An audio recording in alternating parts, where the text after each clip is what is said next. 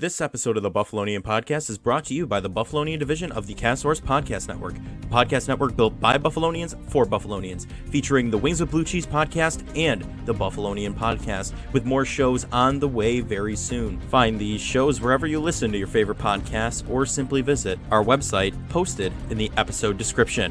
Now, without further ado, let's get into the Bills, Sabres, hot takes, and more of the Buffalonian Podcast. All right. Let's go.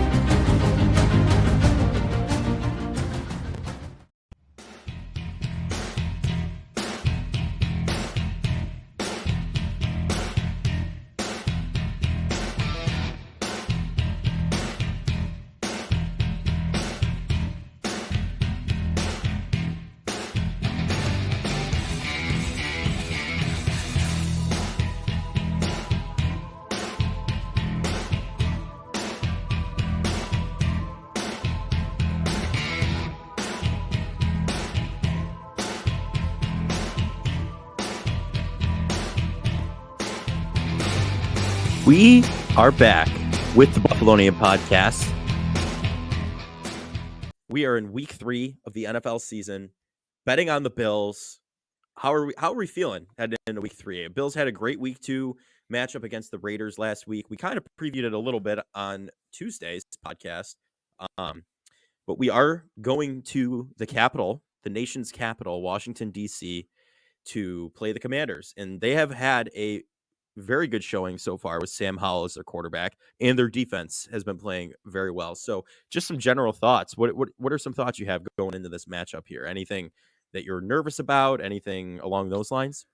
I think it's going to be a matchup that I think when the schedule first came out, I think probably thought 70-30 Bills win, and now maybe it's dropped a little bit, maybe not because of what 60-40. not because of what the Bills have done, but I think the Commanders have looked pretty impressive. Listen, I'm not going to pretend that they've played the best competition. Beating Denver is kind of okay, and they Great were in a game. battle against Arizona, and yes, I know Arizona has battled really hard the first 2 weeks, so it's not like they've beaten anyone great, and I think every power ranking you see about the 2-0 teams, I'm pretty sure they're always like, I think there's 9 2-0 teams or something like that, and they're always like pretty much last or like second to last with like Atlanta. So they're a good team. I think they're a lot better than I think people like myself took them credit for in the offseason, because I think Sam Howell was just a huge question mark, only one career start going into the year. He's looked pretty good. I think looking more and more like their possible franchise quarterback if they do it the right way. Yeah, and I think also we just forgot about Eric Bieniemy, to be honest. Like, this is a guy that's what that the previous 2 off seasons was kind of like the talk of, is he going to be getting a head coaching position? It doesn't work out. He makes this. It's a lateral move because offensive coordinator, but it seemed kind of like a weird decision to be moving to Washington with again, Sam Howell, fun career start, really not maybe elite talent at the quarterback position, but you got to give Bieniemy credit. He's done a fantastic job of implementing his scheme, and they've been a very productive offense the first 2 weeks of the season, and obviously they're going to look to continue that against the Bills in week 3. Yeah, no, absolutely. And Bieniemy also gave Matt Milano his flowers. I don't know if you saw that video. High praises for Matt Milano at a press conference from Eric Bieniemy, and you can't not. He said you got to take a minute, and he's looked over a lot, but respect for Eric Bieniemy. He's done great things in his career. I'm excited to play against that. I think it's going to be a very interesting game. Like you said, though, they're kind of showing out. So the 70-30 Bills win, kind of, easy feeling. It's still there in a way, but it's like, okay, these guys are coming to play. They're throwing their cards on the table. They're doing what they need to do, and it's going to be interesting to watch this game. I think the Bills still win it, but I think the Commanders, I think they'll throw up a fight. I don't think they're rolling over and showing their belly Well, right no, away or anything like I that. think So, for me, there's like as we said last week, there's probably three to four things to look at this week. mhm. One is how do the Bills handle the pass rush of Washington? Obviously, you saw it in 2021.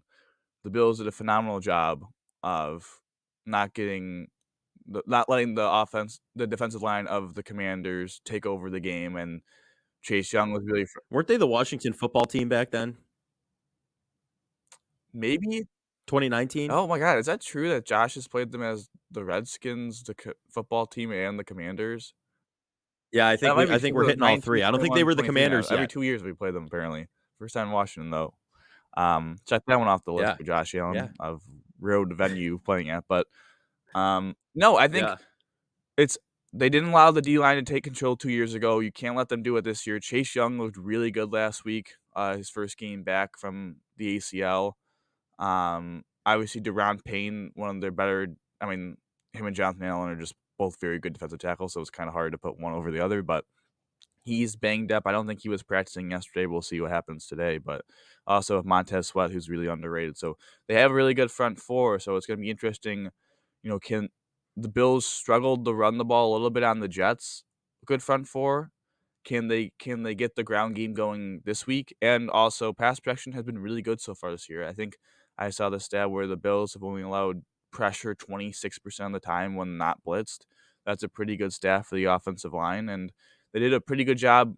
They did a good job last week, and I think they did a pretty decent job 2 weeks ago against that Jets front. Really, it just felt like it was Mhm. kind of more Allen induced than anything else. So, um, that Stephon Diggs was quoted in saying, sometimes when you play defenses, it's as a wide receiver or in a passing game, can you beat the cornerback? Can you beat the defensive back? Against teams like Washington, New York, it's can you beat the defensive line, which is a different beast to tame. So I think that's something to look at. I think the second thing to look at is Sam Howell has been sacked a lot. I believe it's been 10 times. He had the strip sack for a touchdown against Arizona in week 1 that really let the Cardinals back into the game. And he's kind of a guy that holds the ball a lot. And this is an Yeah. important game for. I'm not saying he's like the most athletic quarterback of all time, but like he is a little slippery back there, but he holds the ball. I think this is an opportunity for the Bills D line to kind of get some pressure, and if they keep him contained, they're going to get some sacks and maybe force him into making an errant throw or fumbling the ball again. So I think the D line is something Yeah. to look. The really the pass rush, I would say, is something to look at this year because I mean this week because last week it was a little disappointing. I think it was a little more up and down. I mean it was more the run defense and good coverage. I think this week with the pass rush, I think is going to be monster. And then I guess the two other things kind of go a little side to side, maybe not so much, but Denver was allowed to do got some deep shots on the secondary. Obviously, I'm not counting the Hail Mary, but Hail Mary. they had a couple ones to Marvin Mims, obviously the big one for the touchdown. So we really haven't seen a 40-yard bomb completed by Allen. I mean, the only one that's really had a productive outcome has been the defensive pass interference when the guy tackled Diggs in the end zone. So I'd be interested to see if we could see that. And then also if Knox, looking at the injury report, I know we'll talk about it after this, but Knox potentially missing the game because he hasn't practiced all week. Is this the Dalton Kincaid game? Who takes the snaps? Is it Trent Sherfield, who I don't believe has a catch this entire season? Uh, No, he does not. He is not yeah, he has no can they catches on the be as season at all. productive in 12 personnel with Quinton Morris being the second tight end instead of Dawson Knox? So that is something to look at personnel wise if Knox misses. Also, I just have I'm Everyone was participating in practice today too. Just want to make that note. McDermott did say okay, that. cool. I mean some of them Yeah, might be so limited, but like that's a good sign. right. At least you're playing. Yeah. But it might be too short of a turnaround. We'll see. I mean, Leonard Floyd I know has been limited. Uh, Bernard was limited, but he's probably going to play. Hyde's been limited, but I think Mhm. he's going to play. Floyd, maybe a game time decision with the ankle. I don't know if they're going to risk him re injuring that. But I think the one, I guess I want to get your thoughts on, like the one roster move or whatever is DeMar Hamlin has been scratched the last 2 games. And I Yes. would say Taylor Rapp has played underwhelming, not great, Bob. You know, obviously he had the unnecessary hit on Devontae Adams. Uh, Yeah, which he was fuming about. Did you catch that tweet from him? yeah, big loser energy. Yeah, right. Just sorry, go cry in a corner if you're mad about I'm losing, sorry. okay? Like, listen, call it unnecessary, call it a BS hit. Like, I respect that, but being like, that's why he's not on the field. That was just like, it's like, bro, come on now. No, Right. that's That a tad yeah. much. That's a tad like You lost the game and you're mad, okay? Like we understand, whatever. There's no need to start getting like that because yeah, it was, as you just said, a little bit of an a little unnecessary bit. hit. I mean, it was. But Let's just call a spade a spade. yeah, it was. Yeah, let's throw the cards on the table. It was an unnecessary hit, but you're absolutely right. I'm full on jumping on the loser mentality train on that one. So, So, like, yeah. my thought I mean, process, I wanna be see better. yours is there potential I don't think we'll see it yet, but is there potential we see DeMar Hamlin healthy, active over Taylor Rapp? I think there is a possibility of that. He's proven, starting most of the year last year until after Micah Hyde was injured, and until well, actually, even before that, Jordan Poyer was out for a little bit, wasn't he? They flip flopped or something like that. Um, I'm trying to think. Well, No, actually, I Poyer don't and think Hyde so. both got injured week 2, and both Yes, obviously Hyde was out for the year. Poyer missed week 3, so both Jaquan Johnson and DeMar Hamlin were playing, and I Demar. think at that time, DeMar was the 4th safety and Jaquan was the 3rd, and Jaquan got routed on that 3rd and 22 by Jalen Waddle, and after that he actually plays on the Raiders now, I'm pretty sure. I don't know if he got cut, but he signed with the Raiders, Jaquan Johnson. Oh, But interesting. that's where DeMar took over the 3rd, safety role and started the next week in Baltimore, next to Poyer. Yeah, no, I think he's kind of proven himself as a backup for sure. He was effective in the secondary last season. Yeah, there were some iffy mistakes and stuff like that that you wouldn't see veterans like Hyde or Poyer make. But then again, he is your backup. He's a younger guy, so even after everything happened with him, I think it was. I think we could see him make an appearance and a solid appearance for sure in the secondary over if Taylor Rapp stays inconsistent and you know what I Like, mean, like Taylor sticks Rapp to is a the good player. track I'm he's not, on. like, bashing him, but his Yeah, first 2 weeks, he just hasn't played well, and I think he's, like, opened the door for him to not for DeMar. be playing, because especially I don't think he's been great in special teams, so, like, I don't know, I think he's definitely opened the door for his potential to not be playing. It's kind of maybe the opposite with the Christian Kirksey now retiring of, Terrell Bernard, is that I I truly believe Christian Kirksey signed and, had the expectation that Terrell Bernard might fall on his face, and he's gonna get an opportunity to take the middle linebacker spot open. And well, I think Terrell Bernard is no Tremaine Edmonds, and I don't think it's been smooth sailing. I think, and it's been a little up and down. I think he's been solid enough where okay, like that this dude's started 2 games as middle linebacker for in our defense. Like let's get him. It's his job, and I think Kirksey felt that energy and retired. So I think it's interesting between third safety and middle linebacker how you would think the opposite would have happened where Bernard doesn't play well and Rapp does well. So Hamlin keeps being a healthy scratch, and Christian Kirksey's on the practice squad potentially learning the defense and again take over and kind of I don't know the opposite kind of occurred. Yeah, yeah, no, it was surprising, but I mean, back to your question, I think it's very plausible to see DeMar Hamlin on the couple weeks, if not the week after this one, if Taylor Rapp really struggles. Yeah, but you're right. I mean, the Bills have just bad luck with guys retiring that they get in the offseason. The Seahawks offensive lineman, I even forget his name. It was no, it was Brandon Shell, the Completely Dolphins forgot.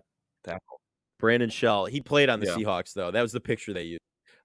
Dolphins, and then we had Kirksley just, he retired. So Also with Anquan I think you're right on that though. I think he saw that and was like, okay, yeah, it's his spot. I'm gonna retire. Yeah, I mean, we saw Avante Davis mid-game in the season and Anquan Yeah. Boldin before he even played, so definitely some weird energy Yeah. there, but I think it's interesting to see what because, I mean, listen, the same 5 were scratched the back-to-back games.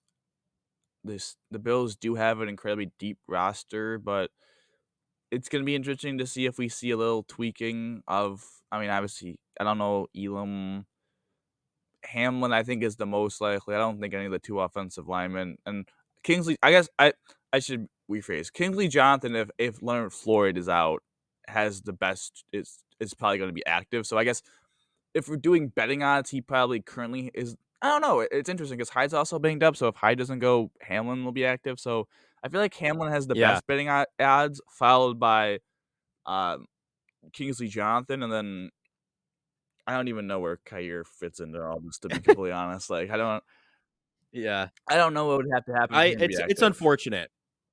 It's unfortunate that Kyer Elam is not active, but it's because Benford has taken huge strides. He's out there producing every game so far. Um, and character shows. Like we talked about it on Tuesday. That play in the Jets game where he chases down Brees Hall, like that's character. That's like your heart's in it. Like, yeah, it wasn't great that even happened, but he chased him all the way and got him out. And he played very solid game. And that's like unfortunate that Elam, our first round pick, is not doing that. But if Christian Benford's doing it, more power to him. That's kind of the whole thing with that. Unfortunately, it's a dog eat dog world out there. Unfortunately, but especially in the world of professional sports.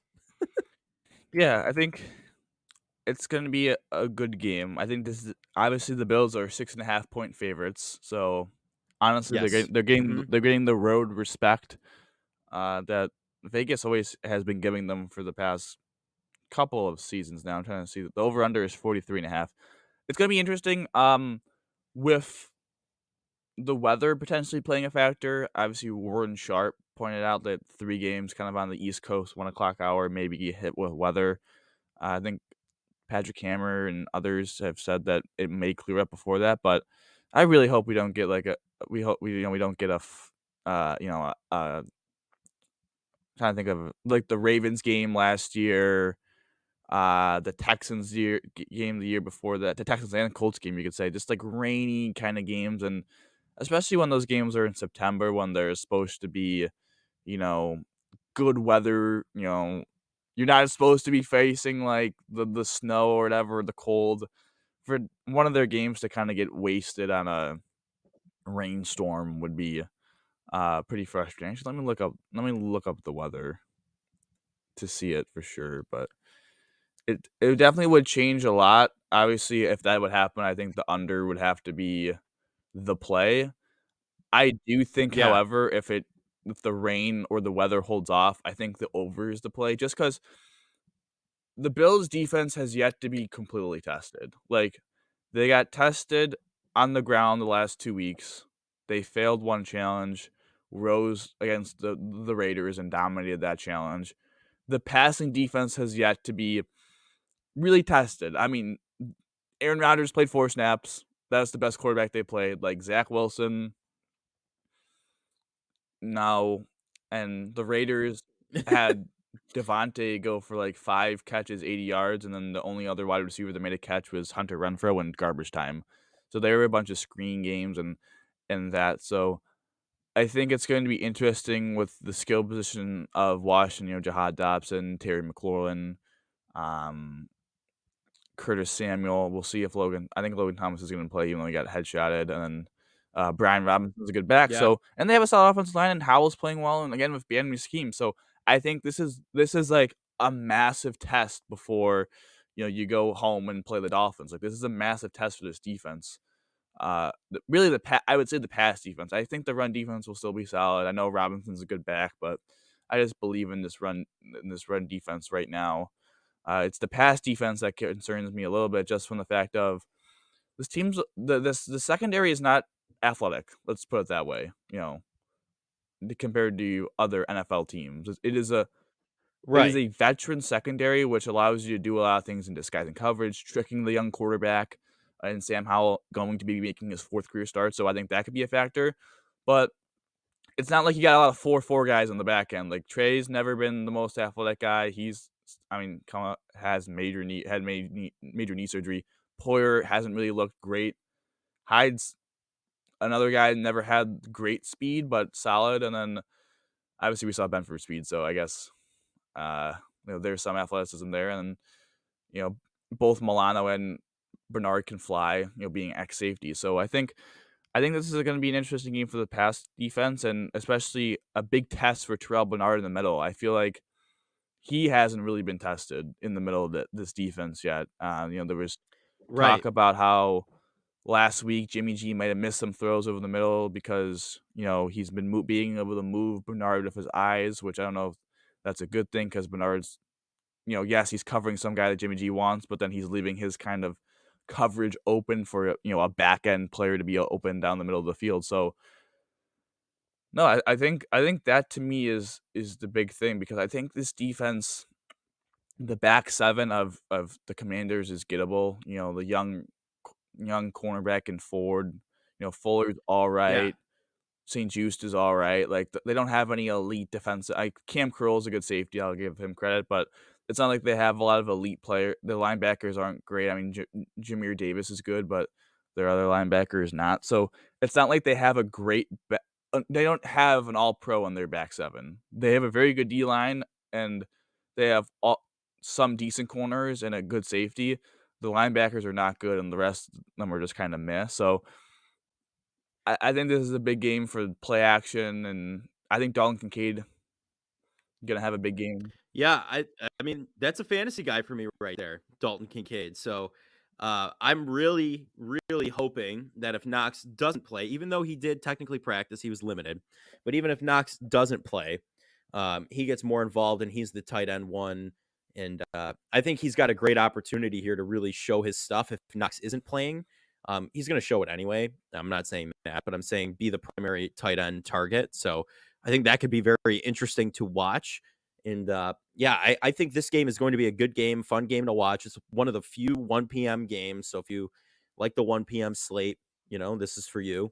It's going to be a good game. And I think the Bills are going to come out on top, which leads me into score predictions, if that's all right with you. Yeah, I just want to make a note. It seems like looking at the weather, it's supposed to be 67, and around Rainy. 1 o'clock there seems to be about a 40% chance of rain. It's supposed to be raining a lot before that for a while. I think that Yeah. So the field is going to be a it's little gonna be slick slippery. because Like that. there's a flash flood warning as Mhm. well for tonight. So definitely not ideal weather conditions, but if anyone's you know, the Bills have plenty of experience playing in rainy weather. I mean, Chiefs game, mentioned the Texans game, Ravens game, Colts game, just Yeah. kind of seems to be in Yeah. their identity.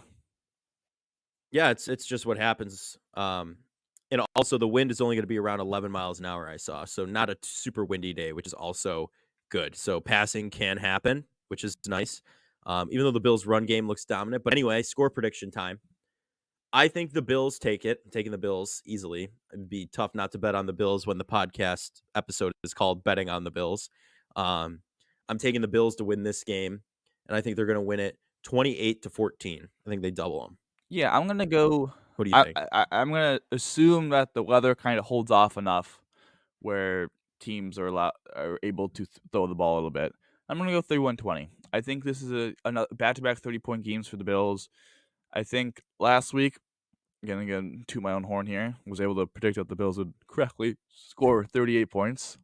So that was Yeah. pretty cool. And I can't fully remember what my individual prediction was, but I was pretty close with the Kincaid and Knox. I mean, Knox had a touchdown, Kincaid almost had a touchdown. So Mhm. I think 31-20 is going to be the correct score. I think that I'm going to give two players to look at. One, again, I'm going to fully Kincaid. I think this is Kincaid's breakout game. He was Yeah. solid in week 1. Week 2, he was really good. Week 3, especially if he becomes top dog without Knox, I think we're gonna see 80 yards and a touchdown, 8 catches, that kind of day from the young lad.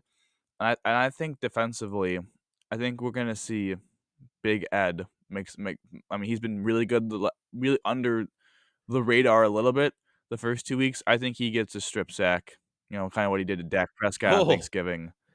That yeah. leads to a defensive He's gonna ride score. the horse. Mhm.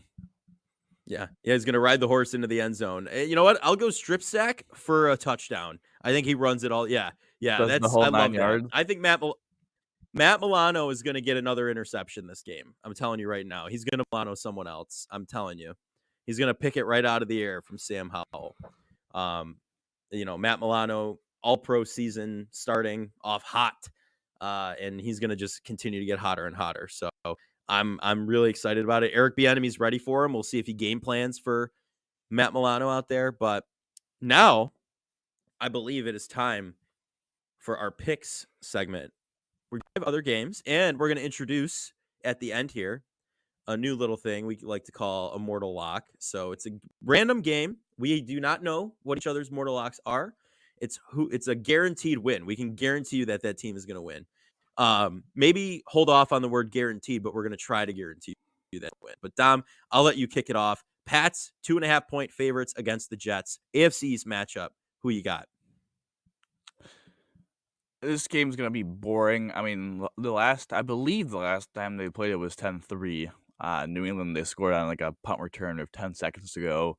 I'm assuming a very similar game to this.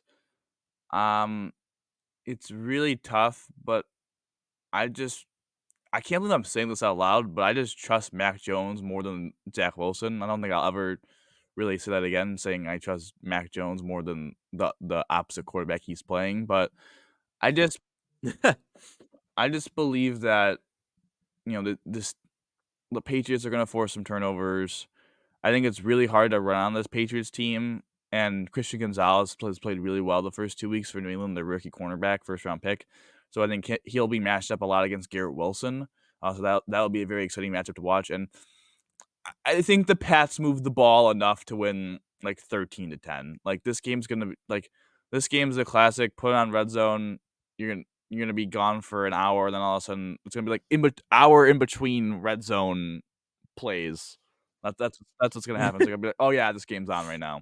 But I got the Pats winning 13-10, and then that would, make the Jets 1-2, and the Pats are 1-2 and get out of the basement. Put the Jets in the basement, potentially. Oh yeah, look at that. So I agree with you. I'm going to take the Pats. I think Bill Belichick's defense is going to give the Jets offense some serious problems. I do trust Mac Jones more than I trust Zach. So I'm taking the Patriots. I think it's going to be a closer game. I'm going to go 21-17. I think the Patriots win. I'm just gonna tell you right Yeah, now, that's my spread was 3 points. So, huh? you said, "I got this as a little bit of a closer game." My spread was 3 points, your spread was 4. No, I wasn't saying with your spread. I was saying in general, like closer game. Okay. I I wasn't thought going that's off what your you meant. I spread. was I was like saying no. I was going in general closer game. It's not going to be like a touchdown in between. It's going to be like 4 I agree. points. You know what I It's mean? gonna be a tight game. I mean, Yeah. but if these offenses are both so bad, in my opinion, with their quarterbacks, and these defenses are one of the best in the NFL. So it's just bad on good for 60 minutes. Yes, you're going to get the better of two horribles to 2 win this evils. game, but two evils. Not they're not evil though. Belichick might be, but anyway, besides the point. Broncos versus Dolphins is our second game. The Dolphins are favored by 6.5 points. Oh, doggy. I think I'm going to do something ballsy here. I think I'm going to take the upset. I'm going to take the Denver Broncos to win this game. I think the Dolphins dropped their first game of the season in an unexpected one. I think Russell Wilson and the Denver Broncos lost in a heartbreaker last week. They're going to they're going to be coming out wanting to win a game. So I have the Broncos winning in a close game. Close game. I'm gonna do it 17-14. I Jeez. think it's low scoring. I think they hold the Dolphins. Yeah, I think this is gonna be a tough game. It's gonna be one of those games like Jacksonville Bills 6-9. Like it's gonna be one of those weird games. I'm telling you. So I'm taking the Broncos over the Yeah, I got Dolphins. I got Denver losing. They're just I don't trust Russ. I know his stats look good the first 2 Hmm. weeks, but if you take away, the Hail Mary, his stats kinda dwindle down, obviously losing a 60-yard touchdown pass. Um, Yeah. and this defense is terrible. I mean, the Broncos' defense was terrible. Not to take away from Washington. Again, we're playing them. They have. I think they have actually a good offense, but um, their number 2 corner is terrible. They don't have good linebackers. I think McDaniels versus Vance Joseph, the defensive coordinator for the Broncos, is just probably, if you look into this weekend, probably one of the bigger mismatches on the slate. And I don't know. I just don't. Also, going to Miami in the heat is not going to be an Mm-hmm. easy task at all. And so I got the score Yeah. 38-20. I also think Russ holds the ball, and I think the Miami D line will make a couple plays on big sacks, and I think Tua and the Dolphins roll. I guess my only concern with this pick would be if the Dolphins look ahead to next week to the Bills. But I think they'll stay focused, Yes. and we'll get a good matchup next week in Orchard Park. Yeah. Alrighty. Sounds good. I have the next game on the slate: Chargers versus Vikings. The Vikings are 1-point favorites. Chargers are at Minnesota. 1-point favorites. I think one of these teams needs to win a game. So they're both 0-2 on the Well, season. well, well. And Now they could tie. they could tie. And the script writers are loving it. I think they're gonna write the Listen, tie the in. Chargers in the AFC and is that team on the Chargers in the NFC are the Vikings, so it's like a perfect marriage. Mm-hmm. Like perfect. You're not wrong. Not wrong. I think I don't think the Chargers charger. I think they win this game. The Vikings are only 1-point favorites at home. Uh, so I think the Chargers come in. They have the I want to say better quarterback, but the coaching is what kills me with the Chargers. Like they just choke games that they should not be choking. Like that Miami game could have been an absolute win for them to start the season. Like even last week, I forget who they played last week, Titans. but they choked in that game. The Titans. They lost to the Titans. And yeah, the Titans aren't easy to win against. Absolutely. Mike Vrabel's good on defense, right? But what are we doing here? Like the coaching staff drives me crazy. I'm picking the Chargers though. I think they bounce back. And unfortunately, I think the Vikings are 0-3 I'm on their I'm gonna agree season, with you. like my fantasy I'm team gonna will agree with be. you. I think for me, this comes down to I think Herbert over Cousins, and I think the Mhm. Chargers defense to me is just better than the Vikings defense. I don't think the Vikings defense is very good at all. I mean, listen, we saw week 1 the Dolphins dared the Chargers to run the ball, and the Chargers were able to run the ball down their throats efficiently. The Vikings did the same thing to the Eagles, and the Eagles just ran the ball down the Vikings' throats. So I assume maybe Right. they're going to do the same kind of thing. And we already now what my concern would be is Austin Eckler is probably going to be out, but even with Josh Kelly, I think the Chargers are going to be able to run the ball well. I mean, they still have Keenan Allen, Mike Williams. I think maybe this is the Quentin Johnston breakout game. You have Herbie. I mean, I just think the Chargers are going to be able to move the ball very well consistently on this Vikings defense. And I think one of these games, the Chargers defense has to come out and dominate. I mean, come on now. And so I got them. I got them winning 28-24. I think this is going to be a close game at the end, but I think the Vikings charger more than the Chargers charger, and that leads the Chargers to going to 1-2. I like it. I forgot my score prediction in there, so I'll throw that in now. I think the Chargers win it 28-21. I think they win by a touchdown. But yeah, they don't charger as hard as the Vikings charger. Next game though, last year's NFC champions, Philadelphia Eagles, -5 points against the Baker Mayfield era of the Buccaneers. And oh boy, I watched the Kelsey documentary. It was fantastic. I actually loved every minute of it. Um, Highly recommend it. Have you seen it? I have not. Yeah, yeah. If you have Amazon Prime, which is Thursday Night Football, unless you're, which is highly illegal, and I don't advise against it. But I would highly recommend watching the Kelsey documentary. Anyway, I have the Eagles. Who I'm taking the upset again. I'm taking the Buccaneers in this game. I think Baker Mayfield's fired up. That team is fired up. He's been going a little bit beyond expectations this year, and I think the Eagles are going to give him a run for their money. This is going to be a big game, close game. I think the Bucs win by 3 points down to the wire. Game winning field goal there, and it's going to be. Let me do the math here real quick. Let's see what score sounds the best. It's a 3-pointer. It doesn't really matter. It's whether it's high scoring or not. And I think it's going to be a higher scoring game. I think it's going to be an offensive battle. So give it to me 38-35. I think it's going to be one of the highest scoring games we've seen. And it's going to be the ending score for the Super Bowl last year that the Eagles lost out on. So that's my prediction. I got the Eagles 35-27. I think my concern for the Eagles would be they have some defensive starters that are going to be out, but I just think this D-line is going to overwhelm the Tampa Bay offensive line, and the story of Baker Mayfield's career is that he doesn't love pressure in his face, and I think of Jalen Carter, Josh Sweat, all those Fletcher Cox. Like, I think all those guys are going to be able to do that, and I think the Eagles find a way to offensively to still be productive, like they did last week on the ground, and I think we'll see a big AJ Brown game in my opinion, because obviously it always feels like whenever the star receiver is in the news, the next week they make it a point to feed him the ball. So I think we'll see a lot of targets early in the game in the first quarter to AJ Brown. I just think the Eagles get going a little bit, and I think defensively their D line kind of dominates the game and make it a little uncomfortable for Baker, and we're going to see some turnovers. All righty. I like it. So next game, final game on the slate. Last is the Mortal Locks, but final game on the slate. Rams are at the Bengals. The Bengals are 3-point favorites at home. And might not be playing this week. It's still kind of up in the air. It hasn't been confirmed or denied. Have you heard anything? Because I sure haven't. Nope, still day to day. Day to day? Yeah, so I'm going to go on this like at this point. So I'll take the Rams over the Bengals in this game, just strictly off of you're missing your starting quarterback. And the Rams are hot. I mean, they played very well.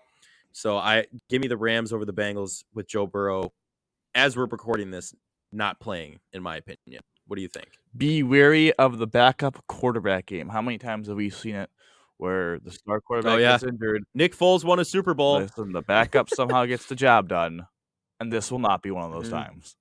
I think it's going to be Jake Browning. Jake Browning will be the quarterback if Joe obviously can't go.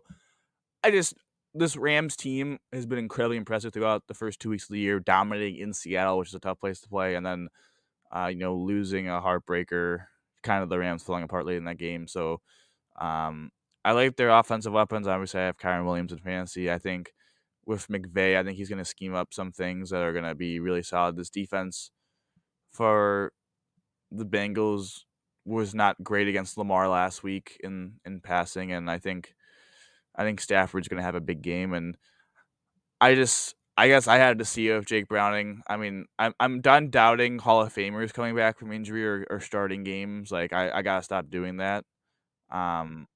But with Jake Browning I think this is definitely gonna be his first career start. I can't pick him. The only thing that would give me some solace if I was a Bengals fan would be that you're at home, and can this defense step up? You're in the jungle. Can the weapons around Browning and the defense step up to lift him? Mm-hmm. And it's not like they're playing an elite team. Like, I think the Rams are good. I don't think they're elite. So there's a chance for them, but I just never say never. Never. No, I agree. Yeah, Justin Bieber, we're throwing it right back there. What's your score prediction?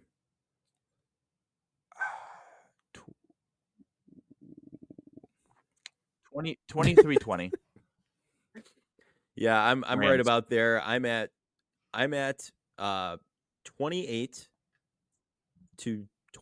I think Rams win it by a touchdown. I really do. I think without Joe Burrow, it's well, I'll even go less than that actually, because I'm thinking still when I hear Bengals, I think Joe Burrow.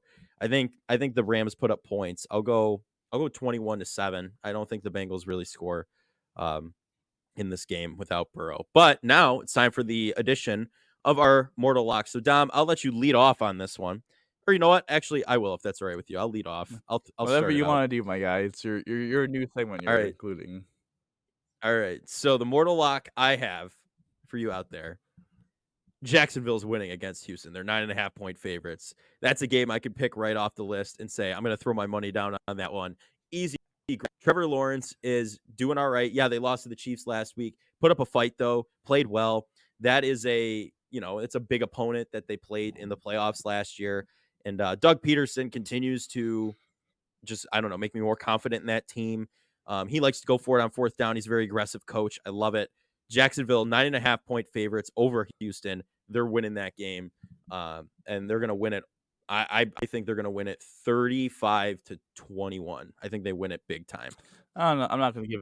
I think Houston I'm not scores, going to though. give a score prediction on mine, but I'm going to take the Ravens over the Colts. Anthony Richardson did not practice today.